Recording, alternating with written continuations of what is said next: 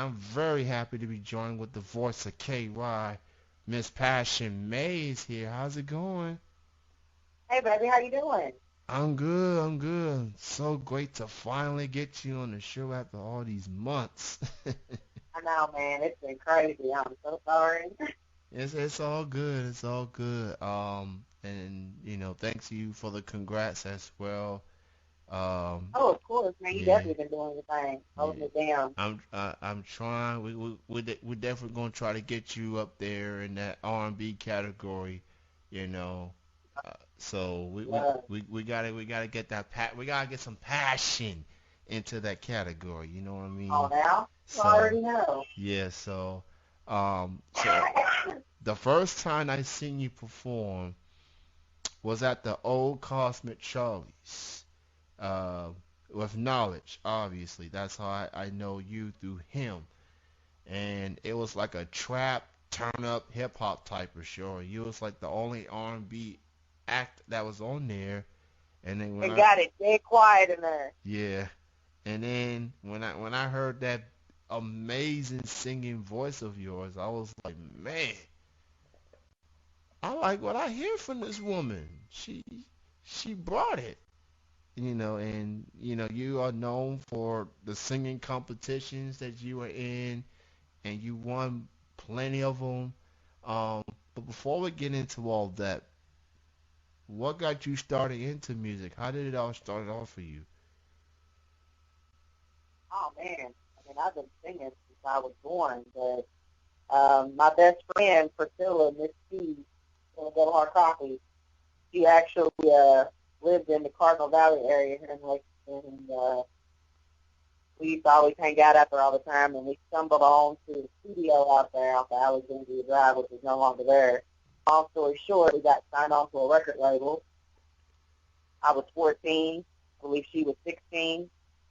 And it just kind of took off from there. I came out with a CD called Lady V, Treat a Lady Like a Lady. It released. It sold out internationally in China. It was wow. And now here I am, sure 30. Well, I am 30. I don't want my life to go anywhere. But I'm about to release my third mixtape. I've got Concrete, which has my hit song Overdose on it that reaching 7,000 views on YouTube. And then I got my second mixtape, One Before You Fly. And now I'm about to release the third, which is my second inspirational mixtape called Solution. And it's a really great one. While starting my solo project this year. Definitely on the grind as usual. I'm definitely looking forward to the new music you got coming up. And so obviously, as I said, I know you through knowledge, and you have Oh, collaborated yeah. in the past.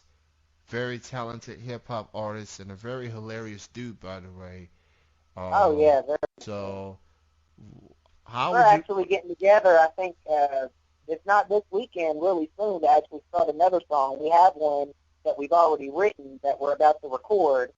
So this will be our fourth song that we're going to start writing together.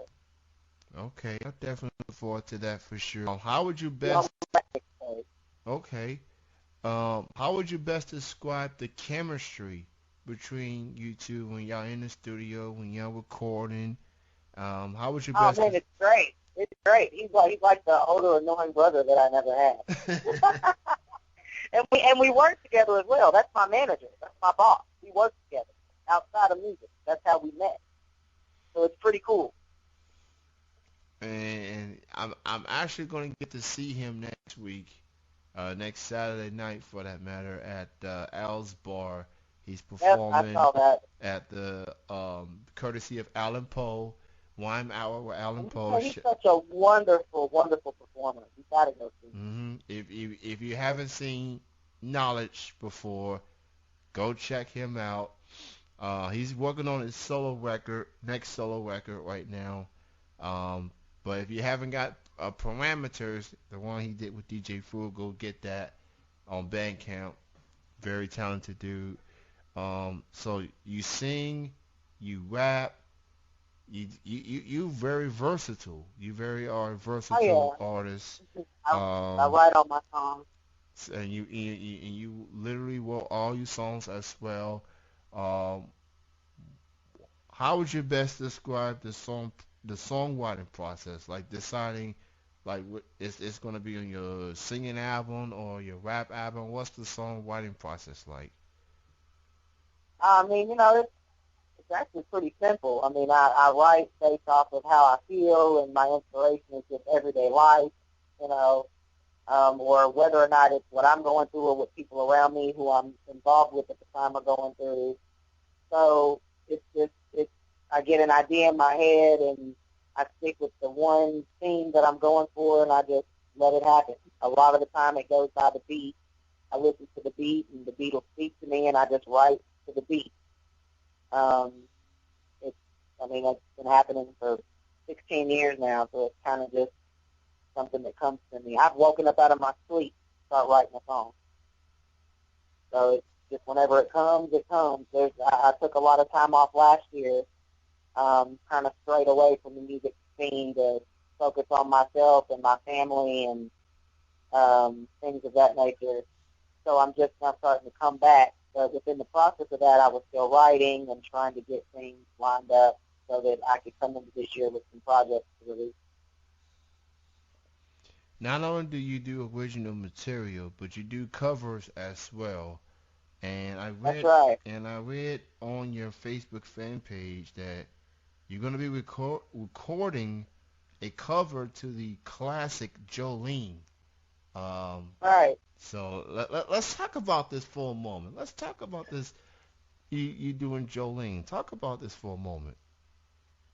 Well, I've had a lot of people reach out to me, and actually it's wild because for years now I've had fans ask me if I do country. Because when I talk, I have, a country playing. I was raised in Kentucky, Berea, Lexington. So I'm very country at heart. But I just never really thought of it because my voice is just so soulful and I'm really into the rock and roll kind of thing. So I kind of gave myself my own genre, rock and soul.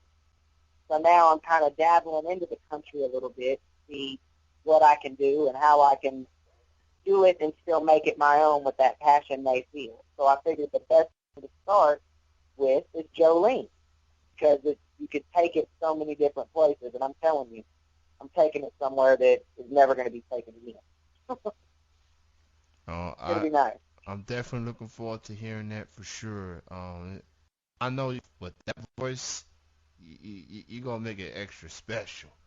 You gonna make it you're gonna make it so incredible. So I'm definitely looking forward to Yeah, hearing that. I'm actually recording that 2 weeks from today. Cool, cool. All right, that's I awesome. really send it. Um, I'll send it to you. well, I appreciate that. I love getting the exclusives around here. That's cool. Sure.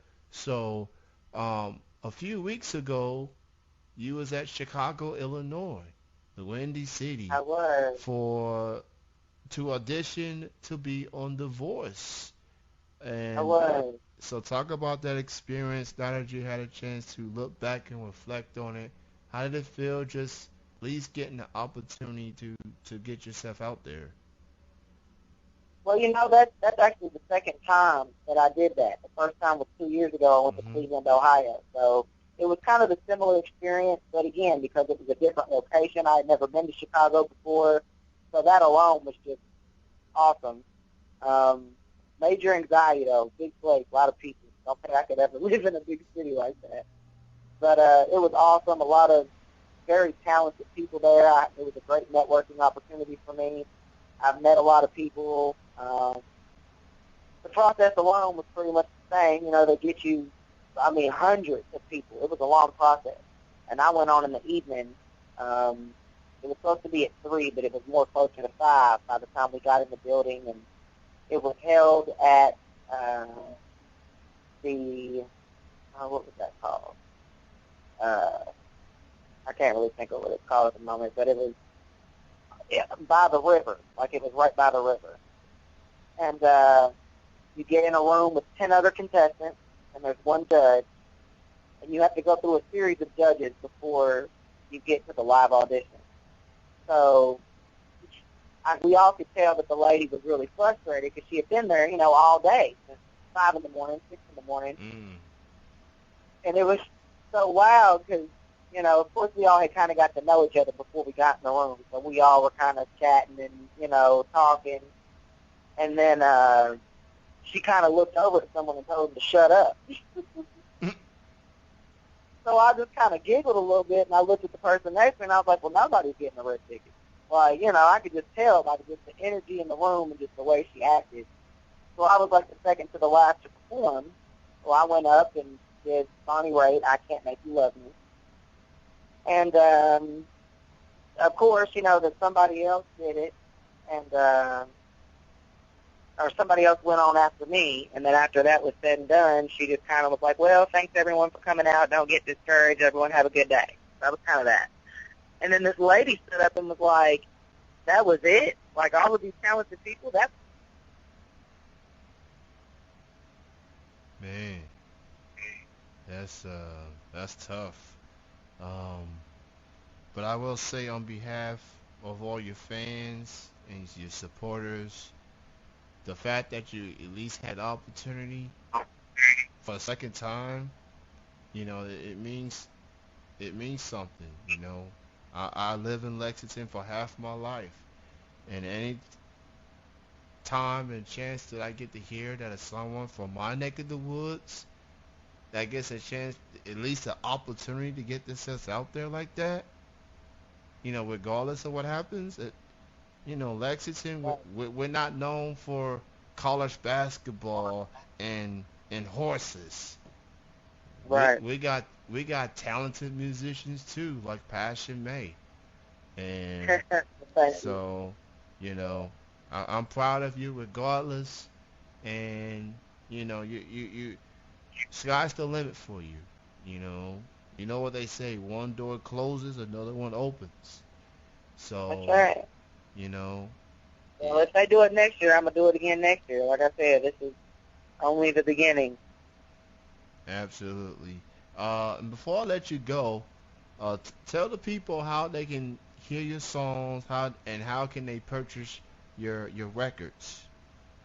Oh, yeah. Well, you can listen to my music on Reverb Nation, hashtag Passion Mae, or not hashtag, backslash Passion Mae, just Reverb Nation Passion Mae.